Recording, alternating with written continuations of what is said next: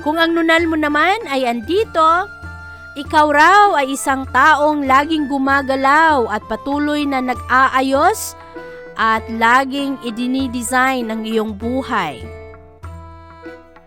Gusto mo na mag-travel, makita ang mga bagong lugar, at hindi ka raw nasisiyahan na manatili sa isang lugar ng matagal. At happy ka kung ikaw ay nagta-travel at nakikipagsapalaran sa ibang lugar at meron ka ring magandang mata dahil ikaw ay mapagmasid. Kung ang iyong nunal naman ay andito, ibig raw sabihin na mataas ang iyong IQ, matalino ka, mautak, at hindi ka lamang book smart. Street smart ka pa, magaling ka sa mga diskarte at yung sinasabi nilang matalino na laking kalye. Magaling ka, alam mo kung paano dalhin ang iyong sarili sa panlipunan.